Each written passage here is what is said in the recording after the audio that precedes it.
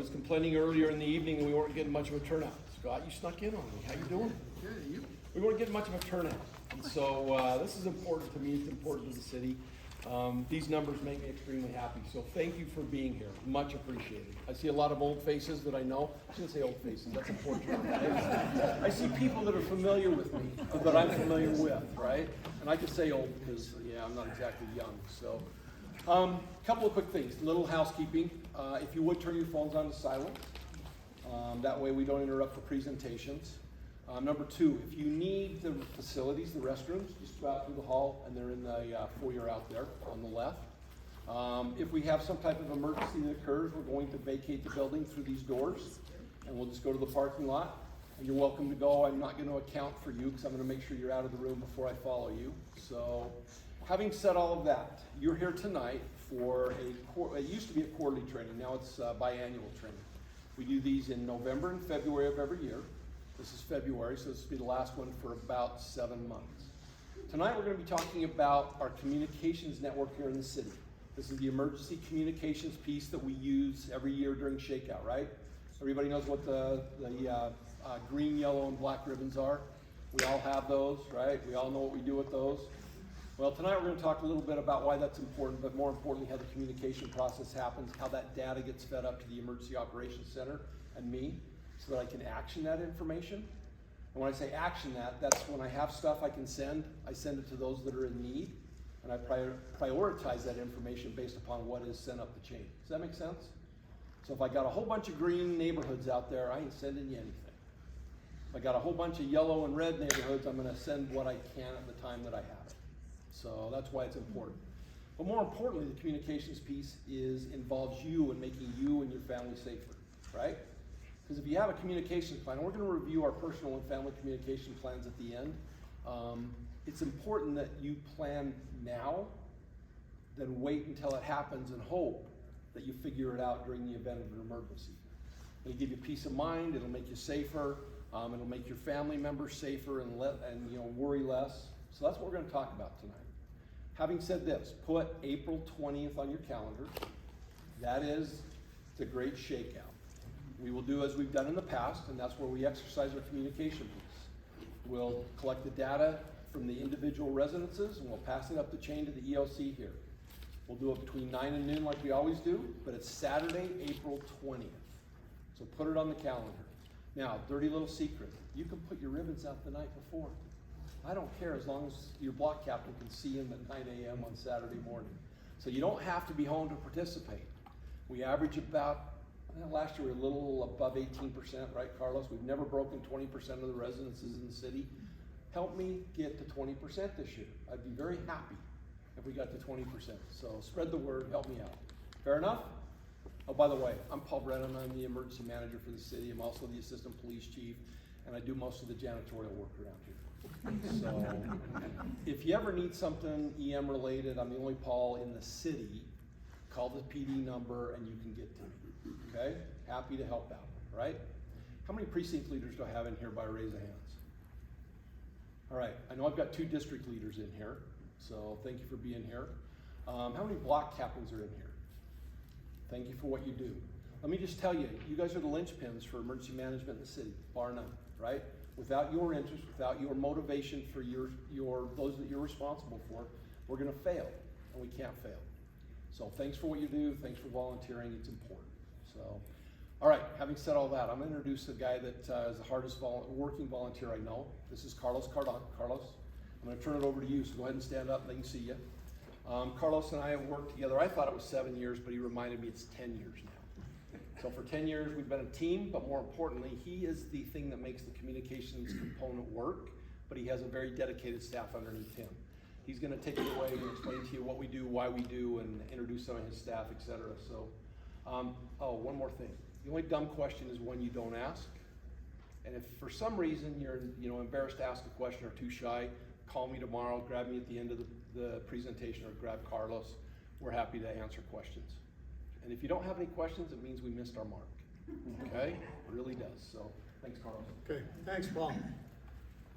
Yeah, about 10 years ago, maybe even a little before that, when the city was just being organized, a couple of guys got together and started to put ham radio to use in emergency communications. 10 years ago, we formed a club called the Cottonwood Heights Amateur Radio Club. We formed it as a club because as a, quote, club, we can get an FCC license. And so we're licensed to operate several radios from, does this look like an EOC in this room right now? It is actually. And that quarter of the building, of the room right over there, when we're set up as an EOC, is crowded with numerous radios and radio operators and large screen displays, so we can gather data about what's going on in the city to help Paul and his emergency management team. So that's the function. That's the reason that we exist. And you can see the folks that assist me there. Olga is here. I don't know if Krista's here today. I think Krista's working tonight. And some of the other folks, Carl is here, Vaughn is here. Any other chart guys? Thanks for coming. Oh, Bob, certainly Bob. Thank you. And each of these guys serves different functions. And that's one of the things you're going to see as we go through this, is that we've organized a variety of data gathering activities and a variety of positions that ham radio operators have to fill to get a particular kind of information that Paul and his team in here running an emergency management operation, that they'll need to do their job well. And so we, with that organization as a club, we were able to get an FCC Federal Communications license. They're the ones that issue all radio licenses for commercial radio stations and everything else that broadcasts in the electromagnetic spectrum. Our call sign is W7RCH. We picked that especially that we could use the phonetics Radio Cottonwood Heights. And 10 years ago we applied, got that license, and it's now 10 years and we have to go, thanks for the reminder, Olga. The license is up for renewal, and so we're about to renew that. We have an active membership of 31 people who are fully licensed and can operate any of the radio equipment. You're going to see a variety of things that we do. It's not just that one or two people come with a handheld radio and say breaker back and forth. We really are organized to gather important data for Paul and his team, and that's what you're going to see. So our mission statement, we're organized to assist the city emergency management team. And our mission is to train our operators and be available to the city in case of an emergency. And we'll show you how we do that. And here's a variety of our guys in operation. And we wanted to add just a little bit more to our mission statement, and it got too unwieldy, so we're calling this our strategic approach, but really what we're doing is, as I've been saying in the last few minutes, is trying to provide a variety of information to Paul and his team, and I will show you what that is. But we've listed out some of the kinds of information that Paul needs. The most basic and the one that most of you are involved in is the status of every resident in the city, at least every residence in the city. And there are over 10,000 residences in our city. And so that's a really big job. But we also want to let Paul know what's going on with the infrastructure, the roads, and the water system, and drainage, sewage drainage, etc., and those sorts of things. And even to the extent of being able to provide drone video, which we can send in real time via ham radio. And that was a big breakthrough when we figured out exactly how to do that. And we'll tell you a little bit more. So what makes all of this work is, first of all, a city leadership that's committed to emergency preparedness. And they show that commitment by investing in equipment and people.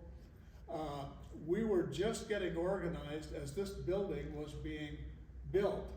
And so we were very fortunate to be able to get room on the roof, and particularly 6 very high quality cables run from the closet over here up to the HVAC equipment carrel up on the roof. And so we were able to put numerous antennas up there and bring the radio signals down through these very high quality cables that were installed during the build process for the building.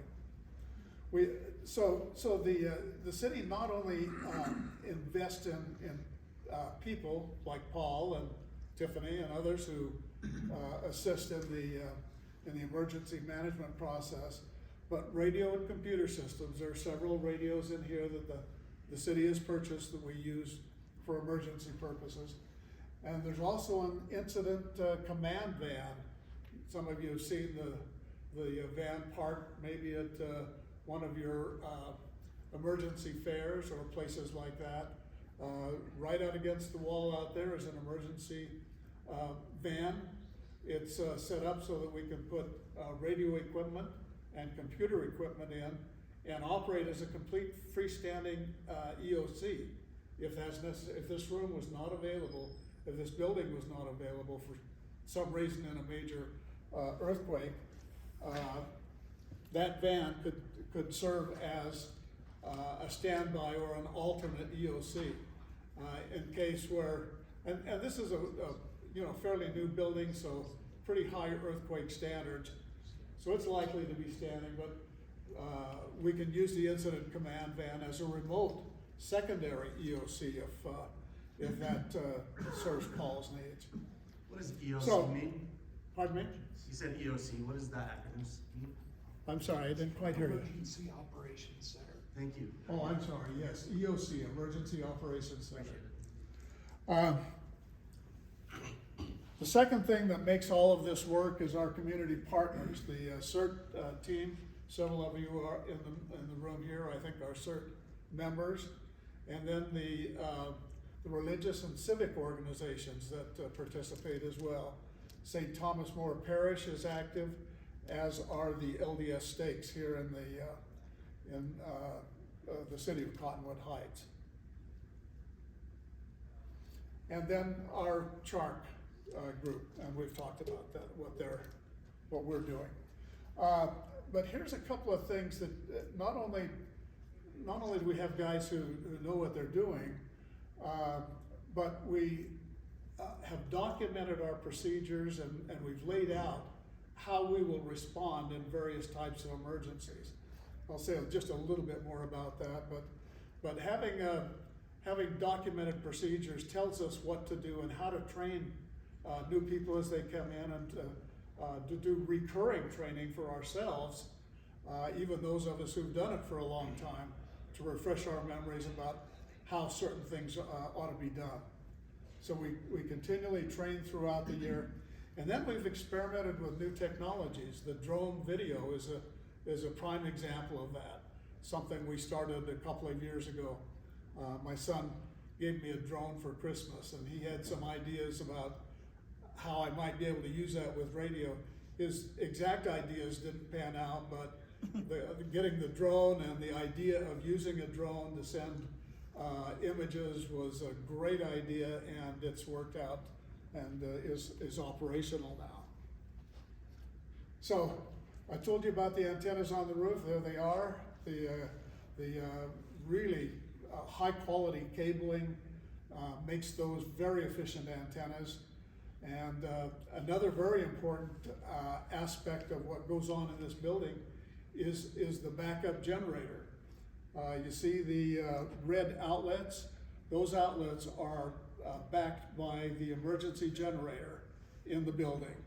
And so if we lose power, that emergency generator kicks in, and the EOC portions of the police department, and I'm not sure what else, Paul, but other Computer functions. systems, city can operate as a Yeah. standalone building. So we start out in communications with a base assumption that we are going to have to operate without power, without internet, and without cell phones. So we have to be able to do everything that we do without any of those. Now, of course, in any given emergency, one or more of those things might be available, and so we use them if they are, but our baseline is we want to be able to operate in the absence of those important parts of infrastructure. So there are 5 what we call emergency response districts. I'll show you the map in just a moment. There's a close working relationship between the city and the LDS stakes, and so what we have defined in the city as emergency response districts are coincident with the LDS stakes, and the precincts, emergency precincts are the same as our LDS wards. And there were 6 for some time. There's been a recent reorganization. Now there are 5 major districts within the city, and those cover about 90% of the residents within the city. Carlos, can I add something to that just really quick that I think is important? For years, I beat my head against a rock trying to fight against the church organization, not the church, but the organization structure. So we wanted to be inclusive, right? We wanted to make sure nobody was excluded. Yeah. We have a good makeup of church members and those that are not of the LDS faith. What we realized was the LDS faith has a couple of things. A structure that's already there, right? It already exists. But more importantly, they have a calling structure, which means that they assign somebody to these positions. Paul doesn't have to go out and recruit those positions. But within our structure, it's not based upon your denomination, it's based upon participation. And we drill that with our precinct leaders, our district leaders, and our block captains. So we're inclusive. But we use their structure because it exists, and it makes sense to not have to reinvent something. Does that make sense? So it's a great partnership. But we also have, I've got Don Dana from the Canyons Church, which is Southern Baptist. We have the Unitarians. We have St. Thomas More, which has been a great partner for years. Yeah. So it's not exclusive to the LDS Church, it's exclusive to the citizens of Cottonwood Heights, right? Because of the geographical organization and the willingness of the LDS Church to assign volunteers to work as city volunteers, and so that works really very well. Yep. I was in this emergency management before we moved up here more than 10 years ago, and they said that this organization of being LDS stakes was proposed, but not a member of the church. Yeah. They said if it had been somewhere else like Boston, it would have been a Catholic Well, church. yeah, that's exactly right. And it really has to do with numbers, sure. So, anyway, we're very grateful for all of the organizations within the city that support us and that we can work together within an emergency. You can see the city, Paul is our emergency manager, Melissa is our GIS specialist. GIS is Geographical Information System, and that's all the electronic aspects of mapping and databases that go along with what's where in a city, residences, infrastructure, and so on. Our city manager, Tim, our mayor, Mike, and I haven't met Suzanne. I'm right here. Oh, you Suzanne? I'm cert trained and I asked for this assignment. I'm really committed to the emergency communications and emergency preparedness. So yes, please reach out and I am in full support. I'm actually really grateful to be here. Well, thank you. Yeah. That's really great. I appreciate that, Suzanne. And the city council and the mayor have been, through all of the generations that I've been here, have all been very supportive of what's been going on. So we're glad to be able to work with you and others in city government and the organization of the city. So here's what the city emergency map looks like. It's the physical map, and it's divided into the districts that you can see there. That's the current organization. And here's an example.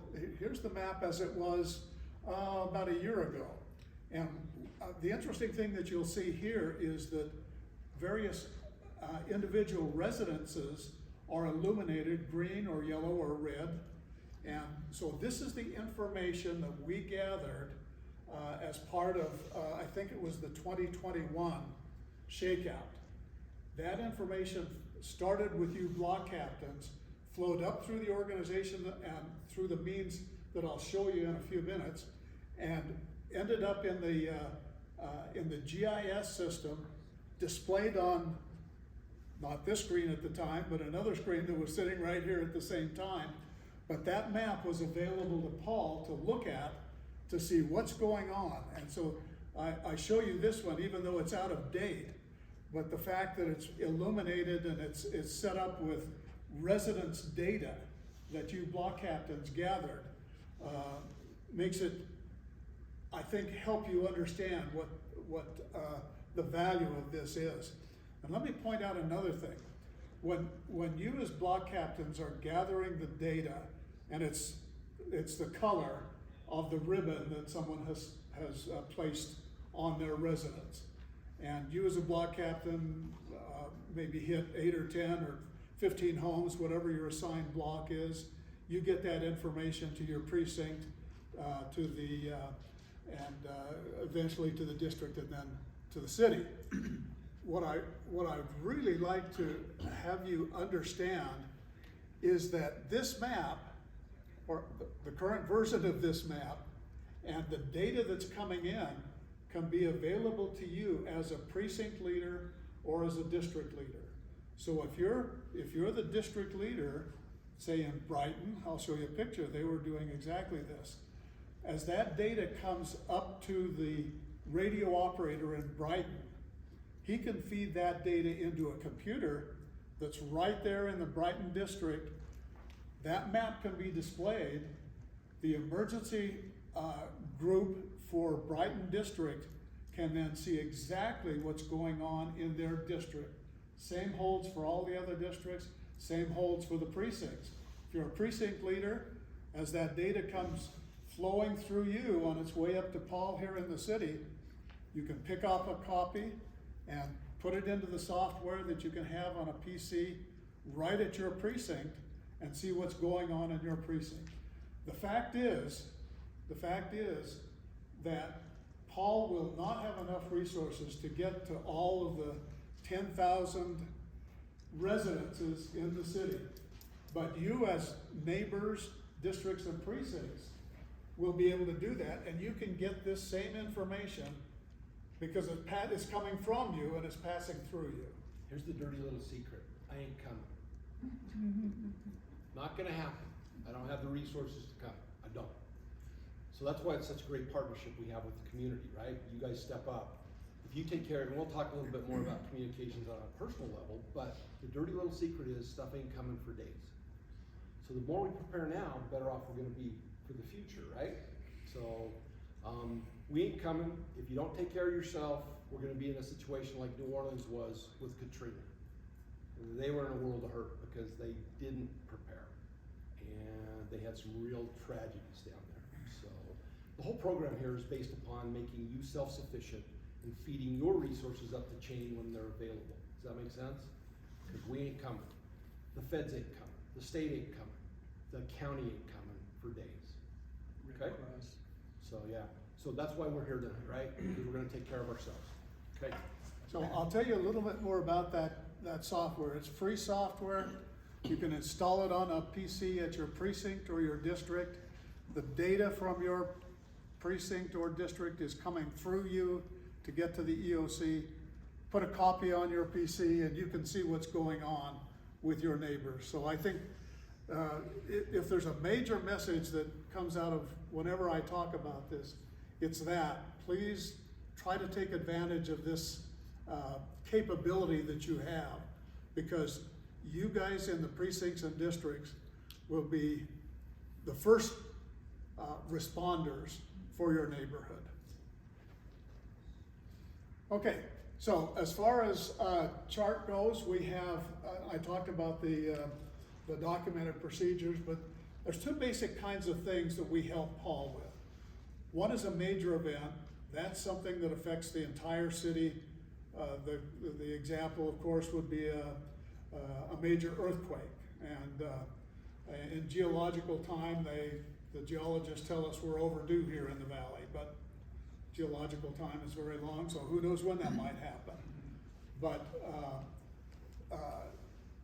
so that if and when that happens, you don't need to sit back and wait for a call from me to my radio guys to your guys. You will know when the ground starts shaking. So everything really starts to click into operation. Our folks, the chart communications folks, know where to assemble. The guys at the districts go there. The guys at the assigned to an EOC will come here, and we begin setting up together data for Paul. The other kind of event where we help Paul is a localized event. That's something like a flood or a fire. This is localized, as the name implies, and in this case, Paul needs to know, really as he does in the other case, but what's going on? What's the situation on the ground in this flooding area or this fire area? And so we have the ability to have people on site and help him with that. So here's the kind of data that we provide as a comm organization to Paul. The color status to the GIS map, that's the color of all the ribbons that have been hung. We do have an expedited process for reports of red status. Now, red status is where there's a life-threatening injury, and we have a procedure. Those of you at block captain level need to get that to your precinct, and the precinct needs to get it to the district as soon as possible. And there's a direct frequency, a completely separate channel, a completely separate operator that's available to gather this red status information and feed that over to Paul. We also provide him with a list of districts and precincts that are reporting in with their data. How many of you know that the rec center will be a mass shelter in the event of a major emergency? That's where the Red Cross, if they're available, will set up in the gymnasium area as a temporary hospital, maybe tents and so on in the grounds around the rec center. So the rec center is a primary mass shelter for our area. We have communications set up there, both voice communications, and we've got cameras installed in the building so that Paul can see what's going on at the rec center during an emergency time. We can, if the internet is available, we certainly use the telephones that our operators have. We have a way to send that data and gather it in a common place so that Paul can see it. If the internet is not available, which we think it probably won't be in a major emergency, the images can be sent by radio. So you can take a picture with your phone of something that Paul would really like to see, do a little bit of operation on it to condense it just a little bit, to compress it, and then send it by radio, again, to our data operator here in the EOC. And that can happen by radio if there's no power, internet, or cell phone. Okay, and then information on critical infrastructure from our drone aircraft. And I'll show you just a little bit more about that. We also, once we were able to figure out how to get the real-time video from the drone, we were able to get some small handheld video cameras and work with the supplier of the radio equipment in Taiwan. And now those little handheld cameras can be used to send video. So if Paul needs to know, for example, what's going on down at one of the major apartment complexes, we can send a video rover with a handheld camera, and he or she can send that information via ham radio up here to the EOC. And we have ways to get email via radio and other voice communications to the county and to the state. Now, Paul has a very good radio system, and so we don't think that he'll ever have need for an alternate, but you never know. I mean, in a major emergency, we might have to provide access as an alternate path. This final thing is we'd like everybody to be aware of if a major earthquake hits our area here and internet is down, one of the first things that you folks will want to do is let your family who lives outside of the area know that you're okay, or hopefully okay.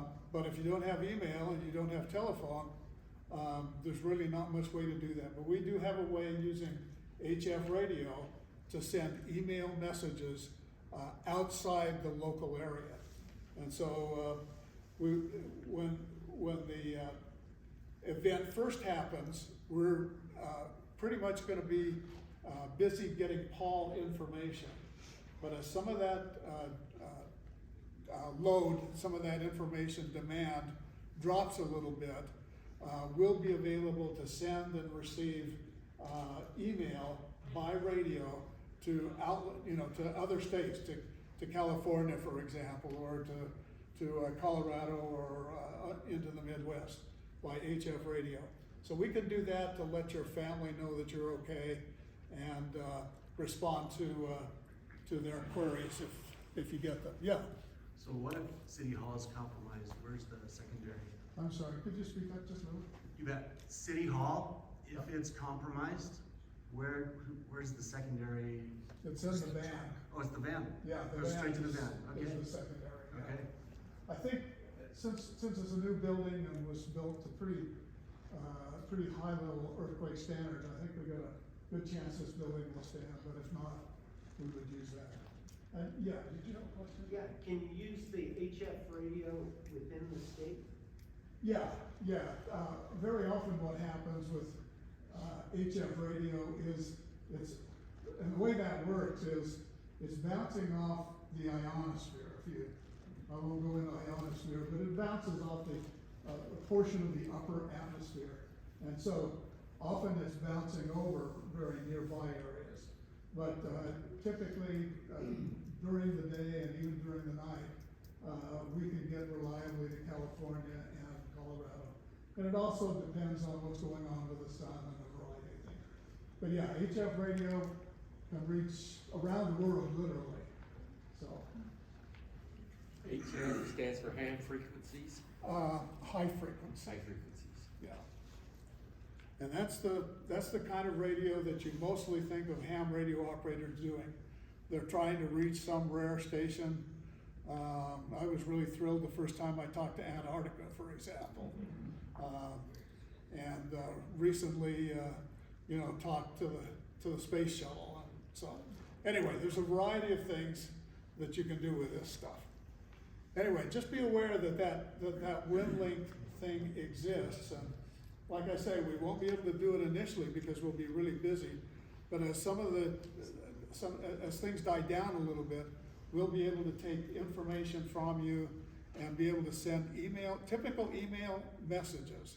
You would just have an email address and an email content, and we'd be able to send that to your family in California and let them know you're okay. Okay, so everybody knows about the status ribbons. There's our good friend Kevin, who was the GIS specialist for many years. The whole process starts with the block captains and the residents. And as you know, there are well over 100 block captains in the city. So this is a chart that goes on and on. But the information comes to the block captains. Some of you in some of your precincts have zone captains. And then that information gets to the precinct. Precinct leaders, remember, get to us somehow and get this software that you can use to display the status of your precinct. Be happy to help you get that set up. So, what we attempt to do is allow you in the districts and the precincts to decide how you will handle the information transfer. So, for example, from block captains to get to the precinct, to the precinct, often it's just sneakernet. Somebody fills out something on a piece of paper and takes it to the precinct, who puts it in a spreadsheet and then gets it in some form to the district person. So from this level down, we tend to say, districts and precincts, use your imagination, figure out what works best for you in terms of how you get the data from block captains and how you get it up to the EOC. Up above there at the district ECS, that's the emergency communication specialist. At that level, we standardize and we say, from the district to the EOC, we use a particular type of radio, we use a particular type of software, we use a specific channel, we have CSV formats of data file formats that are standardized, and so everything is pretty well standardized. Below that level, it's up to you to figure out within your precincts and districts how to get that information to the district level. Okay, and gathering data, this is what several of you do as block captains, I believe. And Soren down at the bottom is the communication specialist for Brighton District. And there's, Thomas? yeah, that's the Brighton District, and Soren and is it President Thomas? Is that his name? And they were set up in one of the church buildings. Here's the information that was coming from the block captains, put onto the map, and so President Thomas and Soren were able to see exactly what was going on in the Brighton District during that drill. And the other one I think was Cottonwood Heights during one of the drills. And Bob, is that you down there in the right-hand corner? I think you guys set up on a street corner once for your operation. We were at Butler Hill. So do what you need to do to get your information gathered. So here's the detailed level of that software and the geographical information software. Each of the homes is represented individually. As the data comes flowing in, it gets inserted into the software, and you at your level with the software I've described can look at this and see what's going on in your neighborhood. Paul at the city EOC can look at it and figure out what he needs to do. The software that we used to use was called Arc Reader. That's gone obsolete. The software we're using now is called QGIS. We have some special setups that we need to get from Melissa Blue to put our map database into that of the city into that software, and we can set that up for you. So any of you who need that, want that, please let me know, and we'll help you get set up. Well, this is how we set up I think we're running, I'm running a little longer than was expected. Yeah. I'm assuming that means that all the stuff we've been doing in the past with Arc Reader is now obsolete? Everything's the same. You just use different software. Okay. Yeah, everything else is identical. You just move it out and it feeds exactly the same way. Uses the same CSV files, Okay. and I think even the same database. I don't know if Melissa had to tweak that a little bit or not, but yeah, everything is still the same. But we need to get this new software downloaded. Yeah, yeah. So I'll we tell you how you can do that, or I'll be happy to come and do it for you if you need help. So reach out to you? Yeah, Okay. you've got my information, I think. Yep. Yeah. Okay, I'm gonna go really quickly from here on.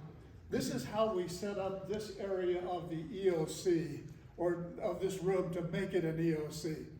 You can see the voice operator is here, the data operator is here.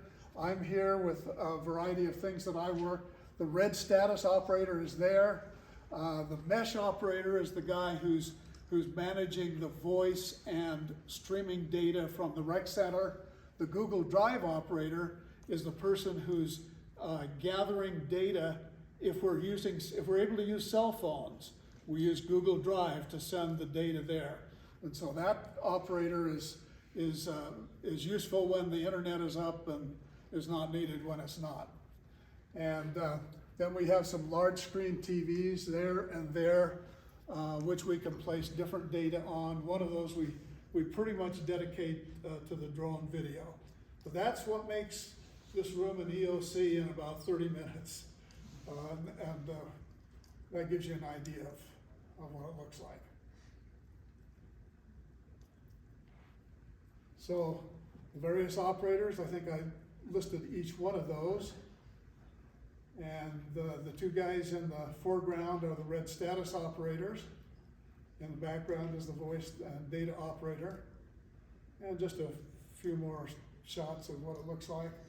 So that's what goes on in the EOC to get Paul the various types of data that he's interested in. In the EOC, from the field side of things, of course, the district communications specialist is the one who's been feeding all the block captain data up, and then the precinct communications specialist. But there are rec center operators, people, we have a box in the cabinet over there. One of the operators comes by, grabs that box, takes it to the rec center, and then has a radio that is capable of operating from the rec center and sending the streaming video from the cameras there. We have Go boxes. I'll show you a picture of that in just a moment. We call that a fixed remote site. It's a kind of a big box. If there's an area Paul is going to want to look at for a while, we can set down this box with an antenna. The box has a radio and computer, and then that person can be sort of permanently there. I mean, for hours to gather data, to send pictures and send voice reports. But we also have mobile rovers. These are people with a handheld radio primarily and a car. And they're moving according to Paul's direction from site to site and sending voice reports in, depending on where Paul needs to see. And then there's the drone operator and the video rover, which is the person using the handheld camera, not the one in the drone.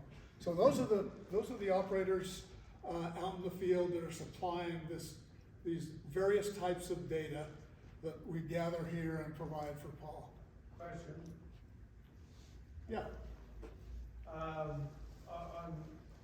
In the field, is there going to be solar generators? Yeah. Well, the operators who operate in the field generally are operating their own equipment. And so several of us have solar arrays that we could use, portable solar arrays.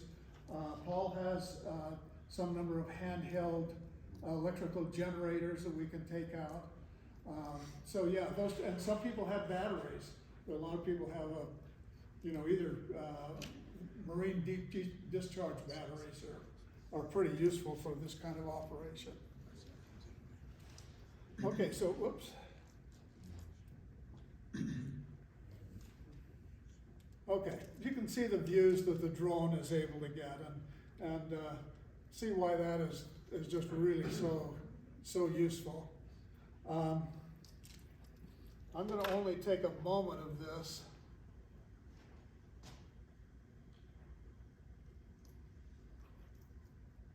And not play the whole thing, but here's a building that may have been damaged in an earthquake. That'd be a blessing.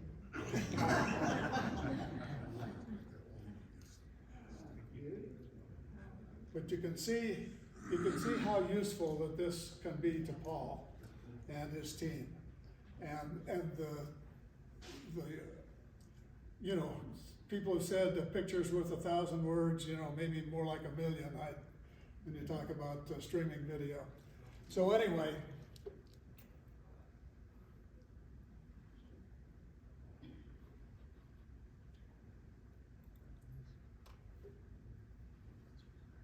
that gives you an idea. And that video, as I said, initially was on an SD card that was maybe 30 or 40 minutes old and brought in and played for Paul. And now it's real time and live.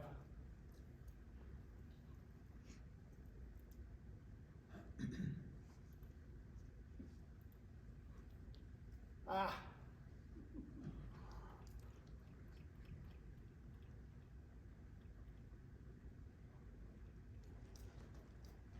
Okay, that's again what the various kinds of looks that Paul can get with our live drone video.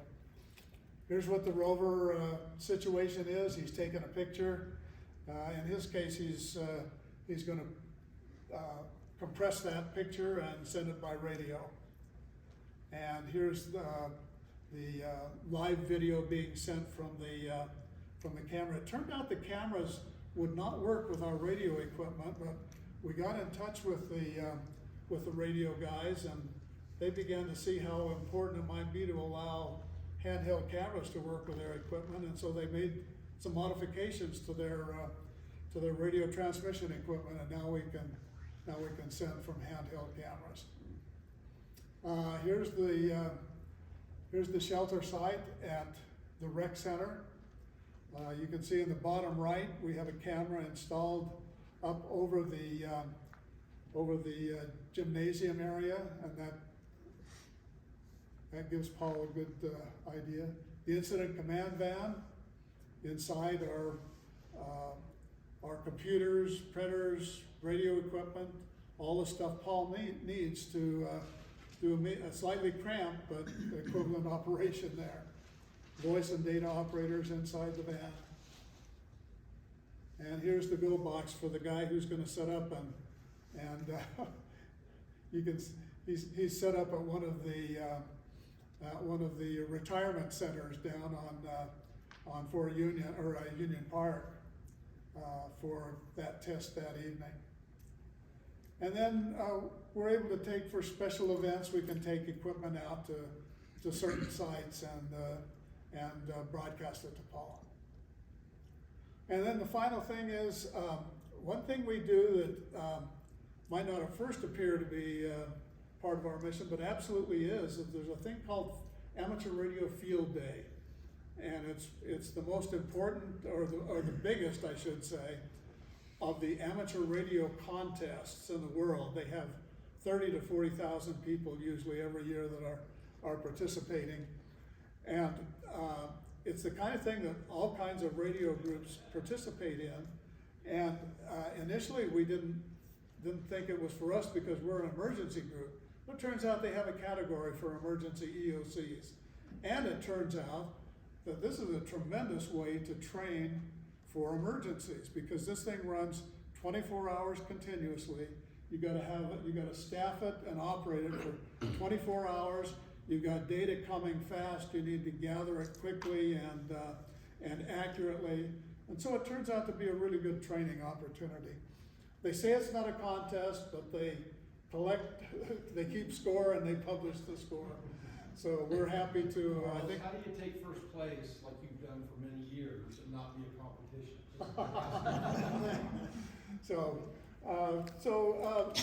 And we don't bring in what we used to call ringers. I don't know. Do people call them ringers anymore? You know, hot shots who are really, really good operators. We don't use that.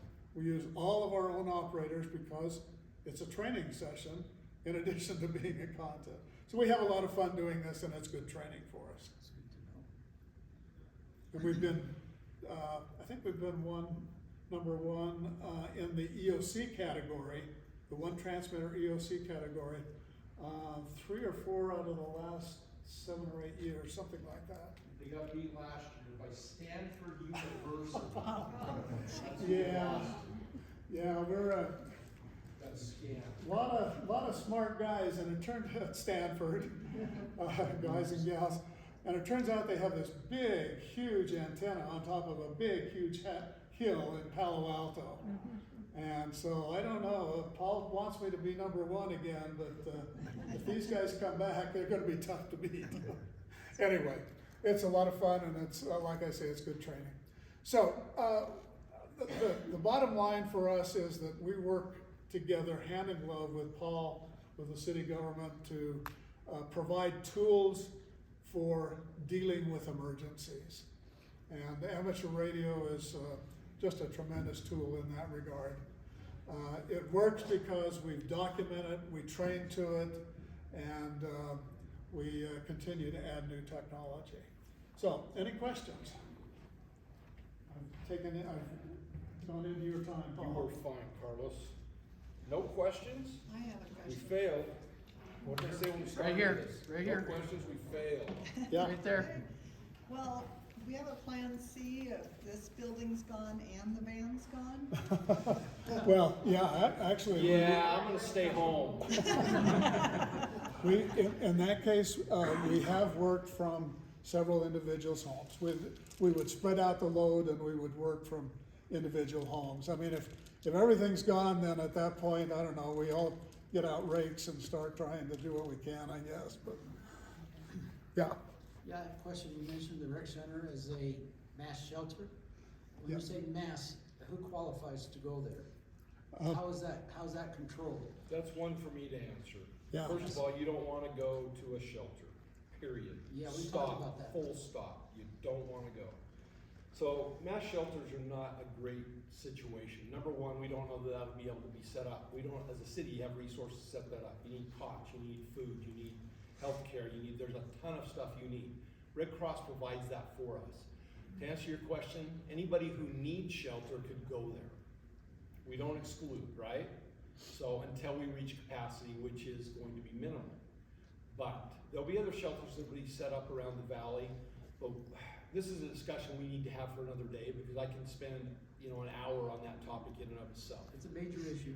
It is a major issue. Because you're talking about. But if you're prepared, we're gonna talk a little bit about personal communications in just a minute. If you are prepared at your level, right, at your family level, you don't have to go to a shelter. Shelter in You can place. provide the same for yourself at your house, even if your house isn't habitable, if you plan right, right? And we can talk about that. We do a whole system on that. So, does that answer your question? I don't mean to deflect, but. Yeah, because I just thought it was for the medical people with the Red Cross there.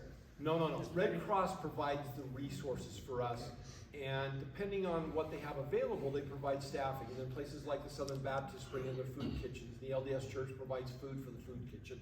And there's a big group of non-government agencies, NGOs, that help provide resources, but it takes time to get those here. Exactly. It doesn't just happen. It's not standing there waiting for us to turn the key. It's gonna take days.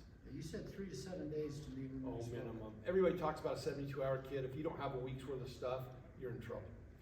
Exactly. It really isn't coming, folks. It's not. And I don't mean that to be a naysayer, but what I say is, take care of yourself to start with. And if we do that, we don't have to worry about that 7 days. We got this, right? So, and then we'll get stuff here. We really will.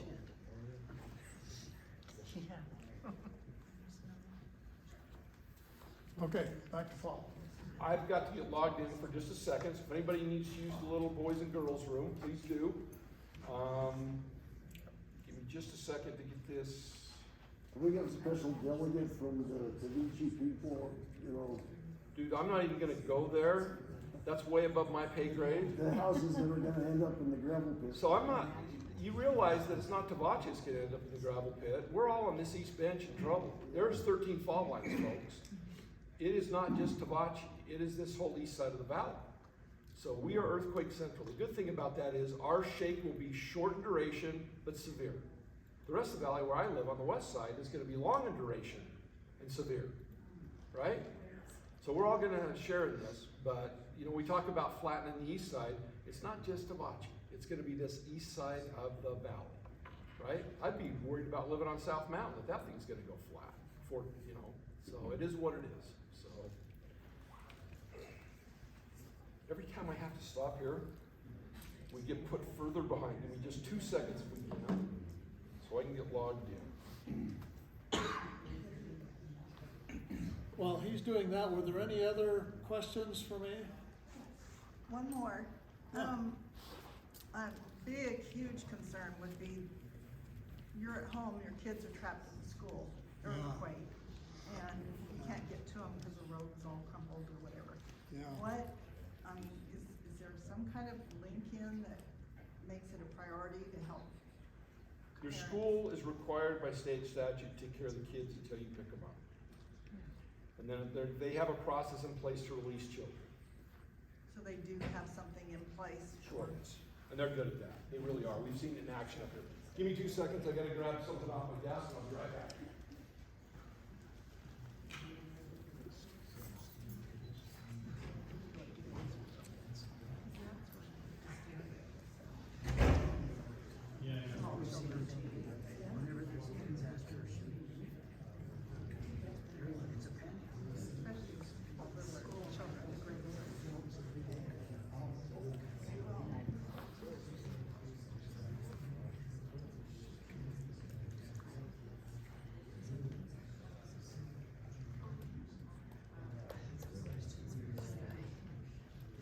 How many in this room are trained? Just out of. If you're not, I'd recommend it. Join the next CERT training session that they're gonna offer. Is that? It's coming up right away, too. Yeah, I think they're in the middle of one. Yeah, so there'll be another. Actually, I told years ago, but they said. Okay, one more thing about the dirty little secret. I am gonna send resources to the school before I send them to an individual residence, so hopefully that sets your mind at ease a little bit. Will you repeat that? Sorry. So I am going to send resources to mass casualty areas or likelihood, which is my schools, right? Because that's where, depending on the time of day, I'm likely to have large groups of individuals there. So, and kids mean a lot to me, kids and old people. When I say old, I'm old. So you take care of those. So what's your phone number? Good point. And I apologize for not getting set up. We've got a 2-factor identification system here, and sometimes it works and sometimes it doesn't.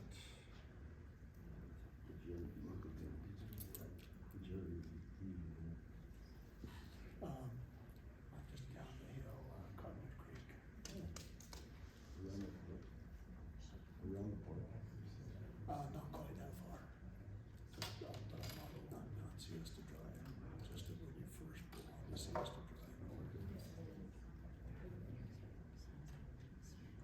What other questions you have for me while we're just trying to get this set up?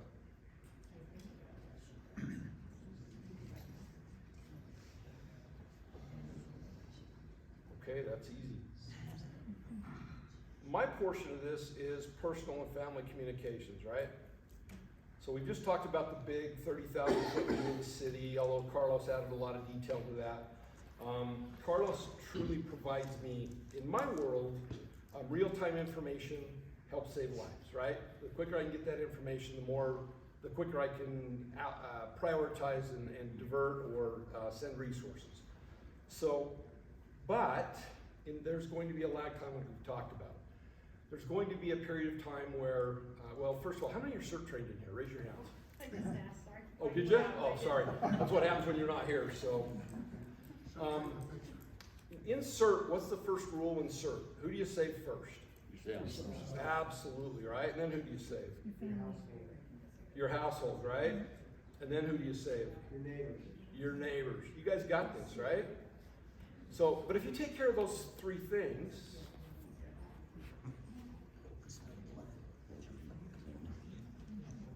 take care of those 3 things, I shouldn't have to come help. I'll stay home, take care of mine. All right.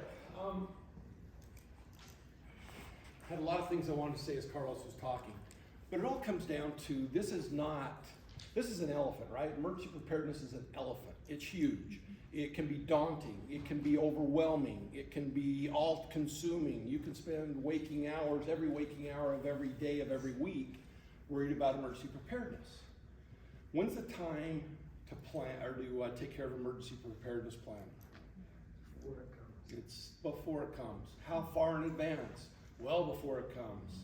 And all of this elephant called emergency preparedness, has components. You just heard about an important component to me, but more importantly, it should be important to you, because what we do, Carlos said my name how many times? 82, maybe 83 times? He needs to replace that with, this is a city. What they're doing is serving the city, which is each one of you, right? So I happen to be the focus point because it falls to my shoulders to coordinate these efforts, to bring in those things I tell you are never coming, and to disperse them to the places where they're needed, right? That's what I do, that's my job, right? And hopefully I do it well, we'll see. I hope I'm retired before I have to put it into effect. So, what I want to talk to you about now is one of those small little bites, but I think it's super important, right? How many in here have children? I see one young lady in the back that chose to join her dad. I'm talking children, period. How many of them have them at home? Yeah. How many of you have parents that you're responsible for? How many of you have brothers and sisters that live with you you're responsible? Pick a relative that you care about. Now, I have some I don't care about, and they're on their own. But there's a lot of them that care about me, I hope. So when we talk about personal communications, we're talking about the exchange of information up and down between you and those that you care about, right? And it doesn't have to be family, it can be friends, associates, whatever. So what I want to tell you tonight is, we've done this training before with an expert from the state. He did a much better job than I'm about to do. My job is to simply go over why it's important, what you should consider, give you some resources to use as you put together and construct your personal and family communication plan. That's what we're going to talk about tonight, right? So, but I started to say this is probably the most important component here to me, is that communication piece, because I don't want my family or my friends to have to worry about me and not know that I'm okay, because if they're worried about me, what aren't they focusing on? Themselves, their family, or better yet, their neighbors. They're not available to send their talents, expertise, their abilities up the chain to help the next step up, which is the neighbors, right? Yeah, if we take care of our neighbors, we don't need the city. Is that fair? Anybody disagree with that? We take care of that little block we got there and we're self-sufficient, we'll be okay. So that's what we're going to talk about tonight. So personal and family communications. I love this. Hope is not a plan. You can't hope something's going to happen. You can't hope I'm going to show up. You can't hope that the cell phone's going to work. Does anybody remember the machine gun fire? I think it was like 2011, 2010. It was in Harriman. Harriman, the little cove out there. This is a community at the time. It was about 30,000 individuals. And there was a small section up there in the Harriman Cove that was affected. Guess what happened? Cell phone shut right the heck down. And by the way, if I say a naughty word, I apologize. It happens, so I'll try not to. But they shut it down. But we discovered something out of that machine gun fire. You know what that was? Texting them. That's another little secret, that don't make the voice call, don't get on the internet, text, right? We'll talk a little bit about that more. But go back to this, please. If I teach you nothing tonight other than this, hope is not a plan, okay? All right, 2 more quick setups, and we should be ready to go. There we go. Technology, I love it until it doesn't work. All right, this is kind of the things we're going to talk about tonight. When do emergencies occur? What is an emergency? Who could be involved? Personal plans to address the situation, and communication methods. Those are the 5 things that I want to cover tonight, okay? And once again, please ask questions. If something pops up, just ask. What should we consider? What is a disaster and an emergency is defined by FEMA? Does everybody know what, by the way, we are the kings of acronyms. We're not as bad as the federal government, but we talk in acronyms. EOC, ECS, ECC, whatever the county's calling their EOC these days. FEMA, Federal Emergency Management Agency. This is the government, and they're gonna come help you at some point. They will send stuff. We just don't know when, and we don't know what, right? All right, disaster, and I'm gonna read this because it's directly out of their disaster playbook. Disaster, an event in which a community undergoes severe danger and incurs or is threatened to incur such losses to persons and or property that the resources available within the community are severely taxed. That's a disaster by definition. Emergency, an unexpected event which places life and or property in danger and requires an immediate response through the use of a routine community resource and procedures. That's an emergency. It's not my daughter's idea that her cell phone battery is only at 2% and she can't find her charging cord, although to her that's an emergency. Let's talk about emergencies just quickly. You define your emergency. It can be anything that disrupts your normal course of existence. Does that make sense? It can be the car crash, it can be the illness, it can be the earthquake, it can be the fire, it can be the car crash, it could be the severe weather, it could be a lot of different things. What I know for sure is if you plan for an emergency and you put a good base in place, you can use that base to address any emergency that pops up, right? So what you're about to do or what you're gonna move forward with is an emergency communications plan that you can put in place for any emergency that pops up. At least in my opinion. Okay, I'm gonna date myself.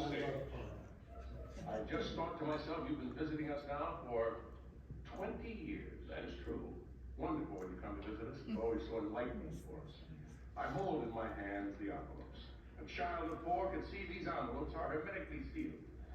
They've been kept in a mayonnaise jar in Funkin' Wagnall's porch since noon today. No one knows the contents of these envelopes but you. In your mystical and borderline divine way will ascertain the answers to the questions, having never foreseen the question. Isn't that true, sir? If Karnak has time after that explanation, yes. We've had to hear. Advice to tell them what you're going to do before you do it. Give them a rough idea for getting to the humor. Envelope number 1. Hermetically sealed. Witness. Thank you. Are you finished?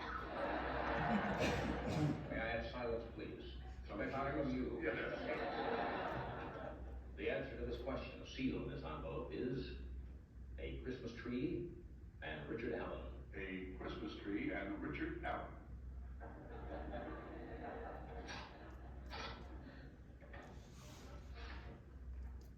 Name 2 things that got tossed out after the holidays. I love Johnny Carson. Those were the golden days of TV. Funny, or comedy was funny, right? But replace question with emergency or disaster, right? When do emergencies occur? Come on, somebody tell me. You guys all know when they occur, right? What's that? The worst possible known. Yeah, there we go. It's the Murphy theory, right? They're gonna pop up. What resources do we have out there that are gonna predict when emergencies are gonna occur? Well, we've got a learned group in here, There's a lot of years of experience. What resources do we have? Weather. No. I'm talking things that help me predict the weather. The weather forecasts. Oh, come on. You think those forecasters know what they're talking about? 60%. What else? Besides weather forecasters. I don't give them that. It's mine like 40, 60. What other resources do we have? There's a lot of technology out there, but Carlos talked about geological time. When's the next earthquake gonna happen? I've heard 50 years, I've heard 100 years, 1,000 years. We have zero, zilch, and nada resources that are gonna tell you when the earthquake's coming, or when the big fire's going to occur, although I'll narrow the fire down somewhere between the 4th and the 24th, right? So, yeah, but it's still, we don't know, right? My point I'm trying to make here is, Karnak knew when, or what the answers to the questions were. We don't know when an emergency is gonna take place. Hope is not a plan, we need the plan now. There are no reliable predictors of where and when they will occur, and take a look at that when we talked about, but where as well. How many of you know that your house is gonna be consumed by a fire in the next year? Anybody? We had a fire at the Givernet property, 7 years ago? It was right before they started construction up there. We about lost 2 rows of homes up there on top of the bluff. There was a fire here locally, and it was a fast-moving, short duration fire. We almost lost 12 to 15 homes. Nobody predicted that. Could we say, yeah, somewhere in the future we'll have a fire? Absolutely, but we didn't know when it was coming, right? The prudent course of action is to get prepared and stay prepared. Stay prepared, right? We all talked about getting prepared, but preparedness is a state of mind, a state of readiness. You gotta practice these things. What else do we consider? Who's important to me and who am I responsible for? We talked about that, right? Family, friends, those that you're responsible for. Let's talk a little bit about preparation as a person. And I don't want to go into minutiae here. I just want to drive the point home is you personally should have a communication plan in mind. What happens if something, an emergency or a disaster occurs? What are you going to do? We all say, I'm going to pick up the cell phone. What if the cell phone isn't there? We talked about plan B, right? Is the truck outside? What's your plan B? How many of you have seen a pay phone on the corner lately? Yeah, how many years has it been since those were readily available? Right? What's your plan C if the phone lines are down? Right? So we need to talk about that personal plan so that we know we can communicate, right? And then the next step up is our family plan. Have we prepared our families to deal with the same things we have to deal with on a personal level, right? So your family should have a personal plan as well. What are you going to tell those kids in the school? What do? Do they come home? Do they stay at the school? Do they go to the 7-Eleven? Do they go to Aunt Marge's house or Uncle Bob's house? What's that child's plan? And like I say, tonight we're not going to talk about your plan. We're just going to talk about the concept of the plans, okay? So, what about your spouse? How many in here still work? I do, right? How many of your spouses work? How many of your kids work? How many of your grandkids work, right? The point I'm trying to make is they're not going to be at the house when the emergency occurs, or they might. But if they're not, how are they going to communicate? If you've got, it's not unusual for these, kids nowadays to work, in the next county over, or, miles away from home. We'll just leave it at that, right? How are they going to communicate? What if transportation is stopped? How are they going to get around? Have we prepared them for those types of things, right? How about your parents that are, I've got some in-laws that are 85 this year. My mom's 84. What do we do with them? What are they going to do? We just taught them how to use a cell phone. They're pretty proficient now. Well, my father-in-law, not so much, but the other two can communicate. But what happens when the cell phone doesn't work, right? What are they going to do? We plan for that. Others, we talked about that you're responsible for. Pick something. I don't know, employees. You can expand it out to your employees that are at work if you own a business or if you're a manager or something. But the point here is to get creative. Who is it you're responsible for and care for, right? And then how many of us plan for our pets? Are they part of your communication plan? How comfortable are you going to be if you're at work, the spouse is at work, the kids are at school, and Fluffy's at home by themselves and you can't get home? Have you talked to a neighbor that might be able to take care of Fluffy for you? Just throw that in there, something to think about. Is it important to you? Cell phones. I think we've got more power in our cell phones than they had in the Apollo space missions, right? By 100-fold, something like that. It's ridiculous, right? How many of you know your spouse's phone number? Or are they just one, or I simply bring up the contact and I hit send, right? What happens if your cell phone goes down, it dies? Do you have a way to pull this information up? Or better yet, is it stored on the cloud or is it on your device? How many of you know if it's on the cloud or on the device? How many of you know or do you have it stored somewhere other than your device, so if your device goes down? Anybody thought about that? I hadn't until I did this background in informational research. But how about just a good old pen and paper? Put together a notebook. This is a form there's a copy of this on the table, you can get it, but these things are available on the websites, on the internet, but they're hard copies of important information, right? It's not just family information, it's friend information, it's doctor information, it's whatever you need to do, whatever numbers and information is important to you, you should have in alternative forms. Plan A, B, and C, right? What information do you need? You need to sit down and take a good hard look at what's important to you, and in an emergency, how are you going to survive? What information do you need to survive, right? And that's based upon your personal communication. And then what does your family need that they're not thinking of? What do your friends need that they're not thinking of? What does Fluffy need besides pets and hugs and treats?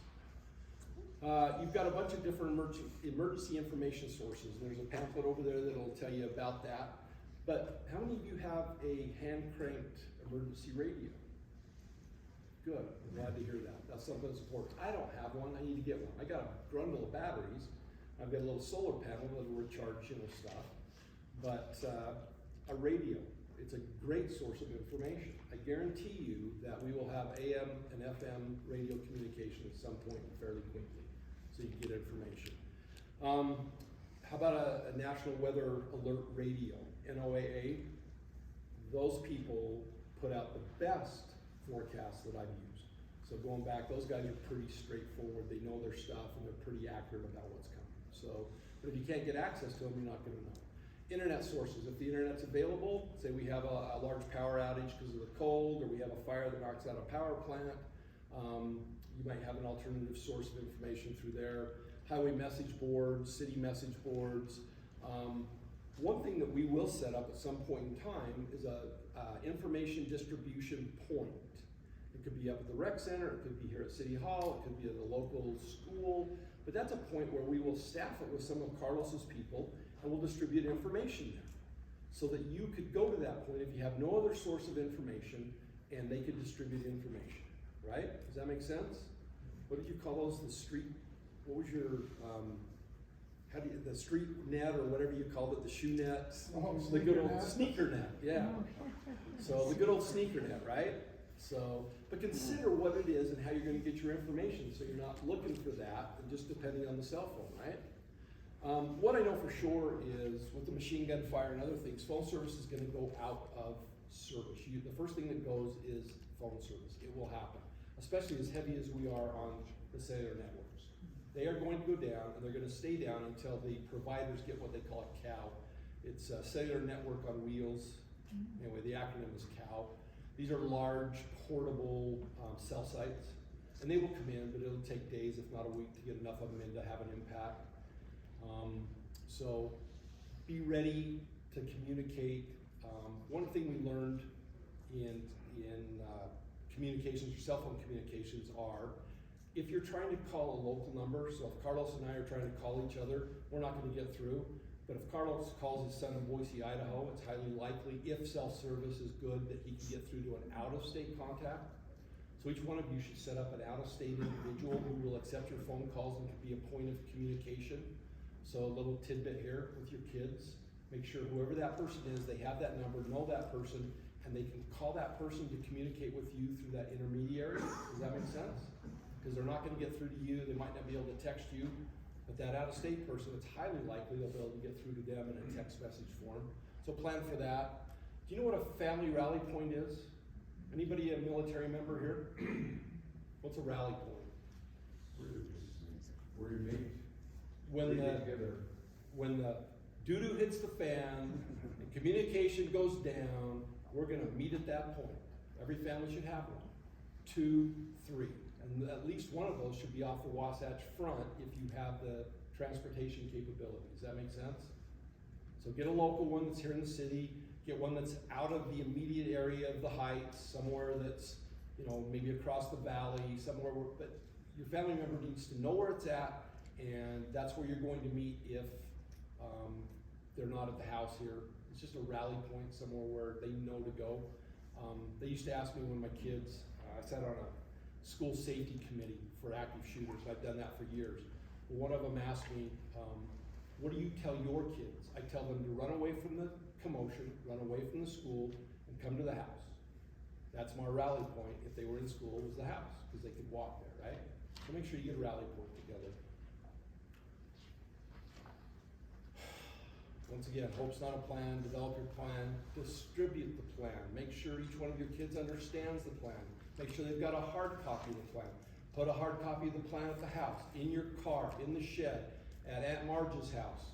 Make sure that that plan is available and that people know where it is. Discuss the plan. Don't just say, hey, here's the plan. Discuss it. Let the kids know this is what we're going to do and this is why it's important. The expectation is this, and be very specific with them. And do the same thing with your spouse. Do the same thing with your parents. Discuss the plan. Set clear goals for the plan. Practice the plan. Right? Practice the plan. What do we do for Shakeout? We practice our communications plan. Practice your family communications plan. And then review the plan on an annual basis, right? So, does that make sense? There is a handout over there that I really like, and it's off the Ready, this is the FEMA's website of ready.gov, I think is the actual website. But they have a step-by-step plan. It'll walk you through it. It's available on the internet right now. There's a hard copy on the table. It'll walk you step by step about what to do for your plan. When a disaster happens, your family might not be together, and communication channels like phone or By the way, I messaging stole this. This is out of Oregon. It's very important to know how you will communicate with each other and find each other in different disaster scenarios.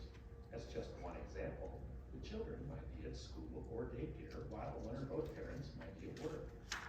In this video, we show you how to put your family's communication plan together, as this is a vital piece of your emergency preparedness. It's important that each family member know and understand this plan to the best of their ability. When an emergency happens, any or all members of the family could be affected, so everyone should be involved in the planning process. We got enough of that? It's about 12 minutes. It actually is very filled with information. I'm not gonna set you through this. It's available online. There's hundreds of videos on YouTube about these exact topics.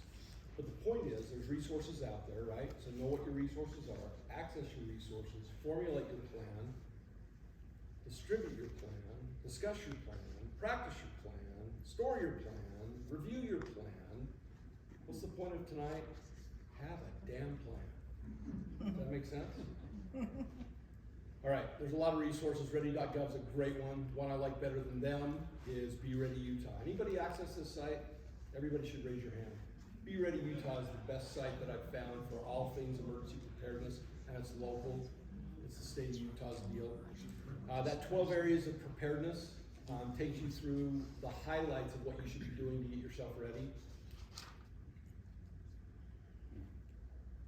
There's a plan form that you can just fill in, right? So you don't even have to design a plan, you just download it and fill it in. Be Ready Utah's the overall website. And here's the best thing I found on the internet today. Earthquake detection kit. If the eyes are shaking, we are in an earthquake. That's not the time to plan, right? All right, questions? Go ahead. Comment, when we talk about earthquake happening if we're at work and spread around, overpasses and underpasses may not be passable. 100% agree. Highly unlikely that everything's gonna survive. Try and find a way home from. Yep, you should plan now, right? The one that has the least amount of infrastructure that can be compromised. I live on the west side. Jordan River's between me and here. So if the big one hits, does everybody remember where you were? It was March 19, 2020, right?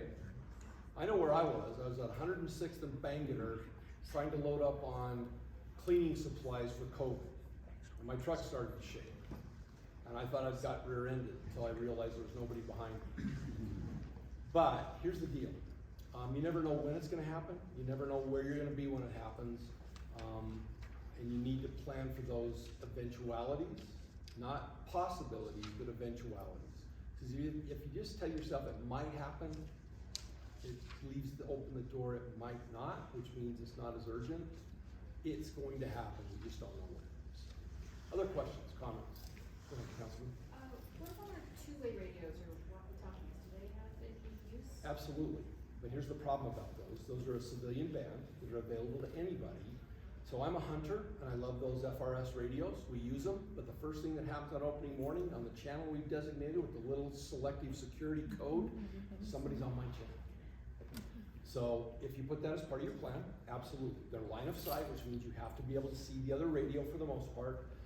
Make sure you have multiple channels selected, and that your plan is communicated to your kids and your people. So have backup channels available. But they are good, and they're cheap, right? Who else had a question? Don.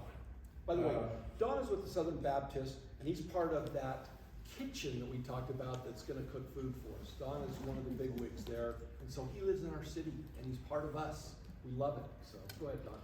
I'm gonna say, I'm in the Southern Baptist Disaster League, we go all over the United States and, international and so on.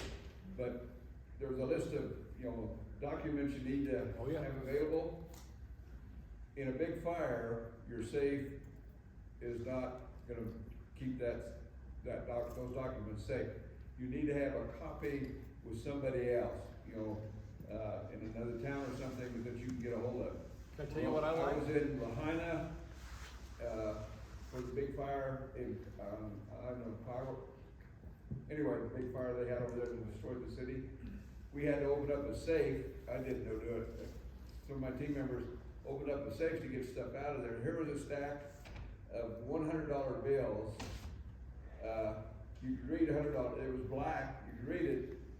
They touched the stack and it just fell apart. It was all ash. It burned. It got